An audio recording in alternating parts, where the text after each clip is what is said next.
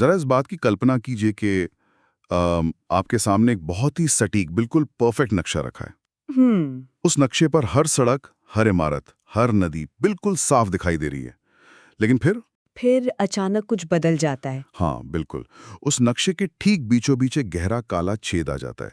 एक ऐसा गड्ढा जो सिर्फ स्याही का धब्बा नहीं है, बल्कि वो नक्शे के कागज को और उस कागज के वजूद को ही निगल रहा है। ये तुलना काफी सटीक है। मतलब विज्ञान की दुनिया में लंबे समय तक ब्लैक होल्स को बिल्कुल ऐसा ही माना जाता था। सही बात है। ब्रह्मांड के नक्शे पर एक ऐसी त्रुटि, एक ऐसा अंधा कुआं जहां भौतिकी के सारे नियम टूटकर बिखर जाते हैं। बिल्कुल। और दशकों तक वैज्ञानिक बिरादरी सच में इसी उलझन में थी कि ये सिर्फ गणित की कुछ अजीबोगरीब पहेलियां हैं जो कभी असलियत का रूप नहीं ले सकती। यहाँ तक कि एल्बर्ट आइंस्टाइन और स्टीवन वेनबर्ग जैसे महान भौतिक विज्ञानी भी वो भी यही मानते थे। हाँ, वो भी यही उम्मीद करते थे कि शायद प्रकृति असल में ऐसी कोई चीज नहीं बनाएगी। क्योंकि देखिए, विज्ञान का मूल स्वभाव है चीजों को समझना, उन्हें एक व्यवस्था में रखना। और ब्लैक होल इस सारी व्यवस्था को धत्ता बताते हैं। एकदम सही। वे गणित को उस बिंदु पर धकेल देते हैं जहां वो काम करना ही बंद कर देता है। तो इसी वजह से हमारी आज की इस गहन चर्चा का विषय यही है। हाल ही में बिग थिंक पर भौतिक विज्ञानी ब्रायन कॉक्स का जो एक विस्तृत इंटरव्यू सामने आया है, उसने इस पूरी बहस को एक नया ही मोड़ दे दिया है। और वो चर्चा वाकई बहुत गहरी है। बिल्कुल। उस चर्चा को गहराई से खंगालने पर एक ऐसा नजरिया सामने आता है जो दिमाग को झकझोर देता है। हमारा आज का मकसद ये डिकोड करना है कि कैसे ब्लैक होल्स, जो कभी सिर्फ सब कुछ निगल लेने वाले ब्रह्मांडीय गड्ढे माने जाते थे, असल में क्वांटम ग्रेविटी और हमारी वास्तविकता की असली चाबी हो सकते हैं। और बात सिर्फ ब्लैक होल्स तक नहीं रुकती। हाँ बिल्कुल नहीं। जब हम ब्रह्मांड के इस गहरे विज्ञान को समझते हैं तो ये सीधा उन विशाल आकाश गंगाओं में पसरे हुए खौफनाक सन्नाटे से जुड़ जाता है। वो सन्नाटा जो सुनने वालों के लिए हमारे भविष्य के बारे में एक बहुत बड़ी चेतावनी दे रहा है। तो इस पहेली को सुलझाने की शुरुआत कहाँ से होती है? इसकी शुरुआत उस बुनियादी विचार से होती है जो असल में सदियों पुराना है। ये बात अक्सर लोगों को हैरान करती है कि ब्लैक होल की कल्पना आइंस्टाइन के जन्म से भी पहले की जा चुकी थी। क्या आप बात कर रहे हैं? आइंस्टाइन से भी पहले? हाँ, 1780 और 1790 के दशक में जॉन मिशेल और महान फ्रांसीसी गणितज्ञ पियरे सिमोन लाप्लास ने डार्क स्टार्स यानी अंधेरे तारों की कल्पना की थी। ओह, डार्क स्टार्स। बिल्कुल। और उनका ये पूरा विचार एस्केप वेलोसिटी या पलायन वेग पर आधारित था। चलिए इसे थोड़ा खोल के समझते हैं। एस्केप वेलोसिटी का सीधा सा मतलब है वो स्पीड या गति जो किसी ग्रह या तारे के गुरुत्वाकर्षण से हमेशा के लिए बाहर निकलने के लिए चाहिए होती है। सही कहा। जैसे अगर पृथ्वी की बात करें तो ये करीब 11 किलोमीटर प्रति सेकंड है। तो मिशेल और लाप्लास ने सोचा कि क्या ब्रह्मांड में कोई तारा इतना विशाल हो सकता है कि उसका गुरुत्वाकर्षण इतना ज्यादा हो जाए कि वहां से निकलने के लिए प्रकाश की गति से भी तेज भागना पड़े। और क्योंकि हम जानते हैं कि प्रकाश से तेज कुछ नहीं जा सकता, तो वो तारा हमें कभी दिखाई ही नहीं देगा। बिल्कुल। लेकिन यहाँ हमें थोड़ा सतर्क रहना होगा। मिशेल और लाप्लास का सोचना अपनी जगह बहुत ही क्रांतिकारी था, लेकिन उनका तर्क पूरी तरह से आइजैक न्यूटन की भौतिकी पर आधारित था। अच्छा, तो उसमें कोई खामी थी? खामी ये थी कि उन्होंने सोचा था कि तारे को बहुत बड़ा होना पड़ेगा, लेकिन न्यूटन के नियम प्रकाश की गति के मामले में पूरी तरह लागू नहीं होते हैं। असली तस्वीर तब साफ हुई जब ये समझ आया कि आप किसी चीज को सिर्फ बड़ा करके नहीं, बल्कि सिकोड़ कर भी उसका पलायन वेग बढ़ा सकते हैं। मतलब उसे कंप्रेस करके? हाँ, उदाहरण के लिए यदि पृथ्वी को चारों तरफ से इतना दबाया जाए, इतना सिकोड़ा जाए कि वो 1 सेंटीमीटर से भी छोटी हो जाए। 1 सेंटीमीटर, एक कंचे के बराबर। हाँ, तो उसका द्रव्यमान यानी मास तो वही रहेगा, लेकिन उसकी सतह पर गुरुत्वाकर्षण इतना अधिक हो जाएगा कि प्रकाश भी वहां से नहीं बच पाएगा और तकनीकी रूप से पृथ्वी एक ब्लैक होल बन जाएगी। ये बात सच में दिमाग को चकरा देने वाली है। मतलब ब्लैक होल का असली खेल सिर्फ आकार का नहीं बल्कि घनत्व यानी डेंसिटी का है। एकदम सही पकड़े आप। फिर 1916 में कार्ल श्वार्ज़चाइल्ड नाम के वैज्ञानिक आए जिन्होंने आइंस्टीन की जनरल रिलेटिविटी के आधार पर ब्लैक होल का पहला सटीक गणितीय मॉडल तैयार किया। श्वार्ज़चाइल्ड रेडियस। बिल्कुल। उन्होंने ही इवेंट होराइजन का कॉन्सेप्ट दुनिया के सामने रखा, जो ब्लैक होल की वो अंतिम सीमा है जहां से वापसी नामुमकिन है। लेकिन ब्रायन कॉक्स ने इस इंटरव्यू में समय को लेकर जो अंतरिक्ष यात्री वाला उदाहरण दिया है वो बहुत ही अजीब है। यहाँ सबसे हैरान करने वाली बात यह है कि आइंस्टाइन की थ्योरी के हिसाब से समय कोई फिक्स्ड या एक समान बहने वाली चीज नहीं है। मतलब सबके लिए एक जैसा नहीं होता? बिल्कुल नहीं। इसे ऐसे समझते हैं, मान लीजिए बाहर से कोई व्यक्ति किसी अंतरिक्ष यात्री को ब्लैक होल के इवेंट होराइजन की तरफ गिरते हुए देख रहा है। ठीक है, मैं बाहर से देख रहा हूँ। अंतरिक्ष यात्री जैसे जैसे ब्लैक होल के करीब जाएगा, गुरुत्वाकर्षण के कारण उसका समय धीमा होता जाएगा। बाहर वाले व्यक्ति के नजरिए से उस अंतरिक्ष यात्री की हर हरकत स्लो मोशन में होने लगेगी। जैसे किसी फिल्म की स्पीड कम कर दी हो। हाँ, और जैसे ही वो अंतरिक्ष यात्री इवेंट होराइजन को छुएगा, बाहर वाले व्यक्ति के लिए उसका समय पूरी तरह से रुक जाएगा। वो हमेशा के लिए वहीं इवेंट होराइजन पर जमा हुआ दिखाई देगा। एक सेकंड रुकिए, मुझे यहाँ थोड़ी उलझन है। क्या उस अंतरिक्ष यात्री को भी अपना समय रुकता हुआ महसूस होगा? नहीं, बिल्कुल नहीं। तो इसका मतलब है कि एक ही घटना के लिए समय दो अलग-अलग तरह से बर्ताव कर रहा है। बाहर वाले के लिए समय रुक गया, लेकिन अंदर जाने वाले को कुछ महसूस ही नहीं हुआ। यही जनरल रिलेटिविटी की सुंदरता और जटिलता है। अंदर गिरने वाले अंतरिक्ष यात्री की घड़ी बिल्कुल सामान्य रूप से टिक टिक करती रहेगी। कमाल है। उसे इवेंट होराइजन पार करते वक्त कुछ भी अजीब महसूस नहीं होगा, बशर्ते वो ब्लैक होल इतना विशाल हो कि गुरुत्वाकर्षण का खिंचाव उसे चीर न दे। उसके लिए समय नहीं रुकेगा। लेकिन अंदर जाने के बाद क्या होगा? जब वह अंदर जाएगा तो उसका अंतिम सामना सिंगुलैरिटी से होगा। अब हम अक्सर रोजमर्रा की भाषा में सोचते हैं कि सिंगुलैरिटी ब्लैक होल के केंद्र में कोई एक बेहद सघन बिंदु या कोई जगह है। हाँ, आमतौर पर तो यही तस्वुर होता है। लेकिन जनरल रिलेटिविटी ऐसा नहीं मानती। सिंगुलैरिटी अंतरिक्ष में कोई जगह नहीं है, बल्कि यह समय का अंत है। ब्लैक होल के अंदर गुरुत्वाकर्षण इतना विकृत हो जाता है कि अंतरिक्ष और समय अपनी भूमिकाएं बदल लेते हैं। मतलब हम अंदर किसी जगह की तरफ नहीं गिर रहे हैं, हम कल या परसों जैसी किसी चीज की तरफ गिर रहे हैं। बिल्कुल, बहुत सटीक उदाहरण है ये। जैसे हम समय में आगे बढ़ने से नहीं बच सकते, वैसे ही हम सिंगुलैरिटी से नहीं बच सकते, क्योंकि वो हमारा भविष्य बन चुकी है। ये तो ऐसा हुआ कि आगे बढ़ने का कोई रास्ता ही नहीं बचा है, समय की सड़क ही खत्म हो गई। सड़क खत्म हो गई। लेकिन यहीं पर कहानी में एक बहुत बड़ा सिद्धांतिक टकराव पैदा होता है।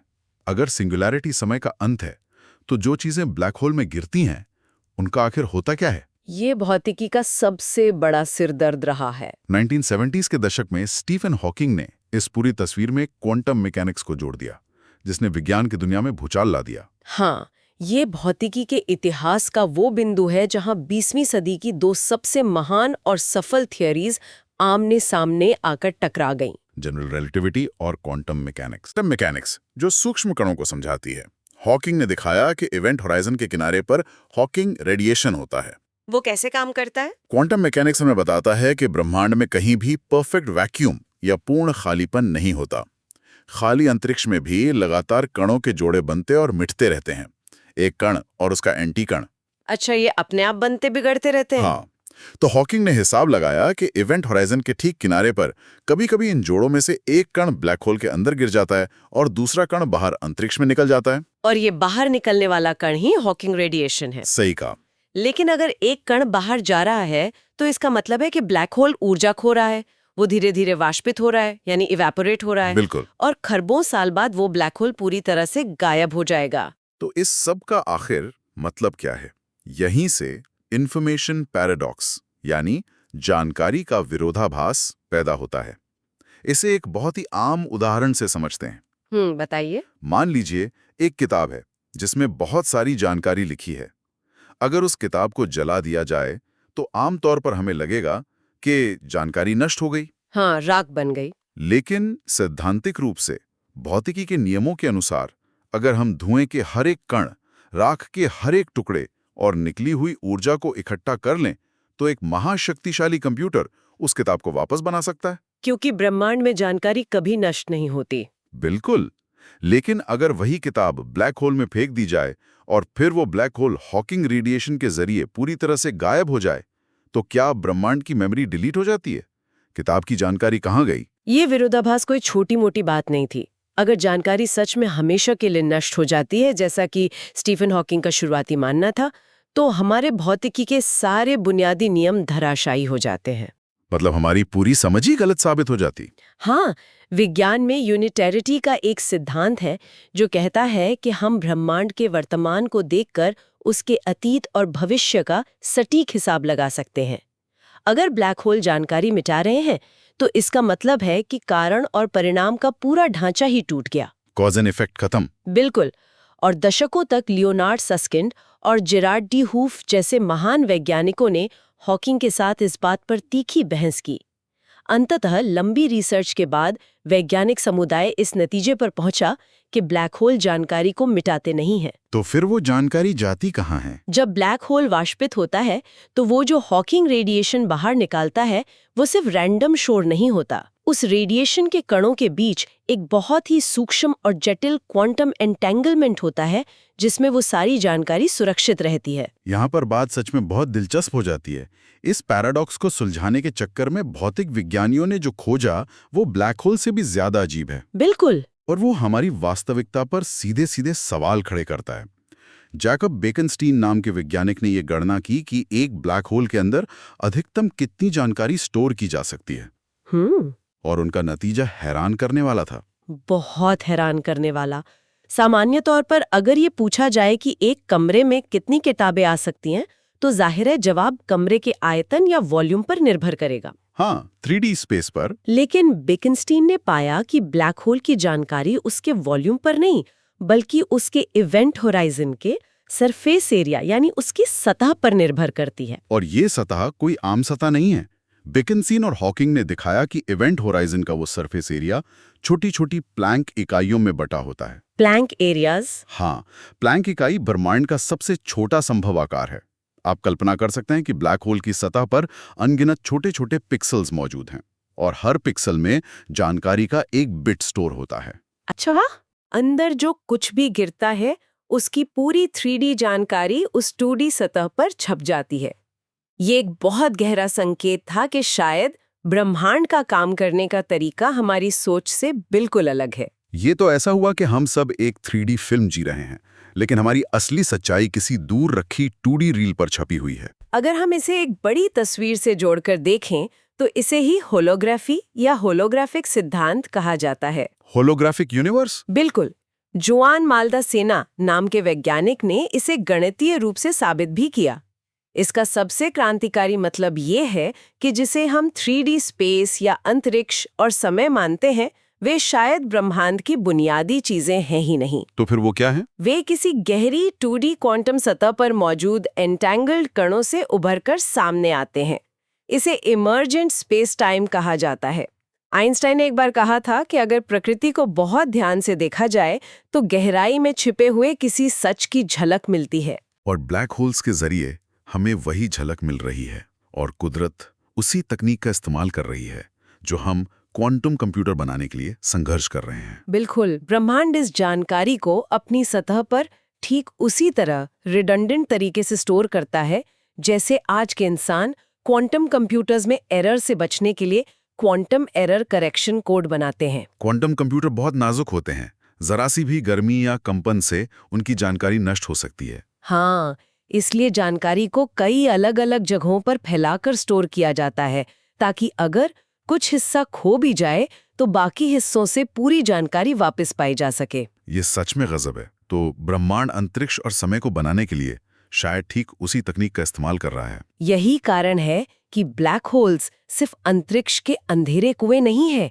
वे वास्तविकता के सोर्स कोड तक पहुंचने का रास्ता है। और सबसे अच्छी बात यह है कि अब हम इन चीजों को सिर्फ गणित की किताबों में नहीं पढ़ रहे हैं। इवेंट होराइजन कोलैबोरेशन ने सच में महाविशाल ब्लैक होल्स की तस्वीरें खींच ली हैं। M87 गैलेक्सी के केंद्र में मौजूद ब्लैक होल की तस्वीर जो हमारे सूर्य से 6 अरब गुना बड़ा है, और हमारी अपनी मिल्की वे गैलेक्सी के केंद्र में मौजूद ब्लैक होल की तस्वीर भी। लीगो और वर्गो जैसी विशाल वेधशालाएं अंतरिक्ष के ताने बाने में ब्लैक होल्स के टकराने से पैदा होने वाली गुरुत्वाकर्षण लहरों को साफ साफ सुन रही हैं। और जेम्स वेब स्पेस टेलीस्कोप तो ब्रह्मांड की बिल्कुल शुरुआत को देखने की कोशिश कर रहा है। लेकिन जब हम ब्लैक होल्स की सतह पर छुपे इस माइक्रो या क्वांटम स्तर के सोर्स कोड से बाहर निकलकर अपनी दूरबीनों से पूरे ब्रह्मांड की मैक्रो तस्वीर देखते हैं तो हमारी कहानी का दूसरा हिस्सा शुरू होता है। और वो हिस्सा थोड़ा डरावना है, बहुत डरावना। हम पृथ्वी पर बैठे हुए 55 मिलियन प्रकाश वर्ष दूर एक ब्लैक होल की तस्वीर खींच सकते हैं, लेकिन हमें पड़ोस के तारों से एक भी रेडियो सिग्नल या एलियन सभ्यता का कोई सुराग नहीं मिला है। ये सन्नाटा अजीब है। बहुत अजीब है। इससे एक बहुत जरूरी सवाल खड़ा होता है, जिसे विज्ञान की दुनिया में फर्मी पैराडॉक्स कहा जाता है। महान भौतिक विज्ञानी एनरिको फर्मी ने एक बार अपने साथियों से कैजुअली पूछा था, वे कहाँ हैं? एलियंस के बारे में। हाँ, हमारे मिल्की वे गैलेक्सी में 400 अरब तारे हैं, खरबों ग्रह हैं और ब्रह्मांड 10 अरब साल से अधिक पुराना है। तो एलियंस कहाँ हैं? गणित के हिसाब से तो ब्रह्मांड को अब तक उन्नत सभ्यताओं से भरा हुआ होना चाहिए था। इस खामोशी के जवाब में कई सिद्धांत दिए जाते हैं। कुछ लोग रेयर अर्थ हाइपोथेसिस की बात करते हैं। वो क्या है? उनका कहना है कि पृथ्वी जैसा स्थिर ग्रह मिलना बहुत दुर्लभ है। पिछले 4 अरब सालों से हमारी पृथ्वी का पर्यावरण इतना स्थिर रहा है कि जीवन लगातार पनपता रहा। ना कोई इतना बड़ा उल्का पिंड घिरा जिसने सब कुछ राख कर दिया हो, और ना ही पास में कोई ऐसा सुपरनोवा फटा जिसने पृथ्वी को भून दिया हो। इसके अलावा डार्क फॉरेस्ट थ्योरी भी है। Dark forest? हाँ, जो मानती है कि ब्रह्मांड एक खतरनाक जंगल की तरह है और उन्नत सभ्यताएं जानबूझकर छिपकर रहती हैं ताकि कोई शक्तिशाली परभक्षी सभ्यता उन्हें नष्ट न कर दे। बाप रे, तो और भी खौफनाक है। कई लोग ये भी तर्क देते हैं कि तारों के बीच दूरियां इतनी ज्यादा हैं कि स्पेस ट्रैवल मुमकिन ही नहीं है। लेकिन ब्रायन कॉक्स और कई अन्य वैज्ञानिक इस दूरी वाले तर्क को खारिज करते हैं। बिल्कुल, अगर कोई भी सभ्यता वॉन न्यूमन मशीन्स बना ले, यानी ऐसे रोबोट जो किसी ग्रह पर जाकर वहां के खनिजों से अपनी खुद की कॉपी बना सकें, तो वे मशीनें एक्सपोनेंशियल तरीके से बढ़ेंगी। हाँ, वो तो कुछ करोड़ सालों में ही पूरी आकाशगंगा के हर कोने तक पहुंच सकती हैं। और ब्रह्मांड की उम्र के आगे कुछ करोड़ साल बहुत छोटी अवधि है। तो अगर कोई भी उन्नत सभ्यता होती तो उनके प्रोब्स हमें अब तक दिख जाने चाहिए थे, लेकिन हमें कुछ नहीं दिखा। फ्रैंक ड्रेक ने सभ्यताओं की तुलना ऑर्किड के फूलों से की थी। ऑर्किड के फूल जो बहुत कम समय के लिए खिलते हैं और फिर जल्दी मुरझा जाते हैं। हाँ, शायद सभ्यताएं भी कुछ हजार या लाख साल के लिए खिलती हैं और फिर नष्ट हो जाती हैं। वे कभी एक ही समय में मौजूद नहीं होती। और यही से द ग्रेट फिल्टर का विचार जन्म लेता है। क्या विकास के रास्ते में कोई ऐसी भयानक बाधा है जो जीवन को पूरे अंतरिक्ष में फैलने से रोकती है? एक ऐसा फिल्टर जो ज्यादातर सभ्यताओं को खत्म कर देता है? यही वो सवाल है जो हमारे अस्तित्व को परिभाषित करता है। क्या ये फिल्टर भविष्य में है या अतीत में? अगर फिल्टर भविष्य में है तो इसका मतलब है कि सभ्यताएं हमारे स्तर तक तो आसानी से पहुंच जाती हैं, लेकिन फिर किसी वजह से आगे नहीं बढ़ पाती। वे खुद को खत्म कर लेती हैं, चाहे वो न्यूक्लियर युद्ध हो, जलवायु परिवर्तन हो या फिर अनियंत्रित आर्टिफिशियल इंटेलिजेंस हो। ये तो बहुत ही निराशाजनक विचार है। लेकिन ब्रायन कॉक्स का अनुमान थोड़ा अलग है। उनका मानना है कि असल रुकावट टेक्नोलॉजी नहीं बल्कि बायोलॉजी यानी जीव विज्ञान है। सिंगल सेल से आगे बढ़ने का सफर। बिल्कुल। जीवन 3.8 अरब साल पहले शुरू हुआ, लेकिन 3 अरब साल तक वो केवल सिंगल सेल तक सीमित रहा। फिर अचानक यूकैरियोटिक सेल का विकास हुआ, जो एक असाधारण बायोलॉजिकल घटना थी। ये समझना जरूरी है कि ये जीव विज्ञान की कितनी बड़ी और असंभव सी छलांग थी। 2 सेल एक साथ मिलकर काम करने लगे, एक ने दूसरे के लिए ऊर्जा बनानी शुरू कर दी। माइटोकॉन्ड्रिया। हाँ, कॉक्स का तर्क है कि ये घटना इतनी असाधारण थी कि शायद मिल्की वे में हम इकलौती उन्नत सभ्यता हैं। अगर ब्रायन कॉक्स सही हैं और ग्रेट फिल्टर हमारे पीछे है, यानी सेल्यूलर इवोल्यूशन, तो इसका मतलब है कि हमने सबसे बड़ी बाधा पार कर ली है। हमने पार कर ली है। लेकिन अगर वो फिल्टर हमारे आगे है, तो क्या हम अपनी ही तकनीक जैसे एआई या न्यूक्लियर हथियारों से खुद को खत्म करने वाले हैं? यही बात ब्रायन कॉक्स ने COP26 क्लाइमेट समिट में दुनिया भर के नेताओं से कही थी। उन्होंने समझाया था कि अगर हम अकेले हैं तो हमारी पृथ्वी 400 अरब तारों के समुद्र में अर्थ यानी मीनिंग का एकमात्र द्वीप है।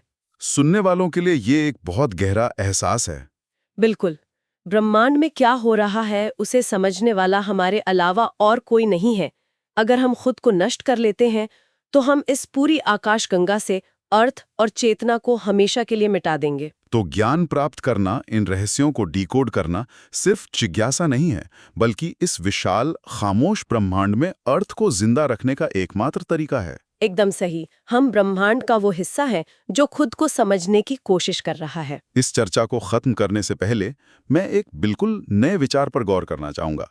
जरा सोचिए, अगर ब्लैक होल का होलोग्राफिक सिद्धांत सच है। जहाँ हर 3D चीज की जानकारी 2D सतह पर दर्ज हो जाती है, बिल्कुल। जहाँ जानकारी हमेशा के लिए दर्ज हो जाती है और कभी नष्ट नहीं होती, तो क्या इसका मतलब ये नहीं है कि हमारी इंसानियत, हमारा इतिहास, हमारी यादें, सब कुछ सेव हो रहा है। हाँ, यहाँ तक कि हमारा ये पल भी क्वांटम स्तर पर ब्रह्मांड के ताने बाने में हमेशा के लिए सेव हो रहा है। वाह, ये तो बहुत ही अद्भुत विचार है। अगर द ग्रेट फिल्टर कल हमें मिटा भी दे, तो भी एक गणितीय और क्वांटम रूप से हम कभी नहीं मरेंगे।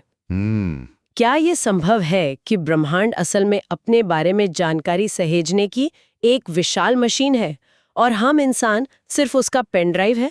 कमाल का नजरिया है। शायद अगली बार रात में तारों से भरे खामोश आसमान को देखने पर यह एहसास बिल्कुल अलग होगा।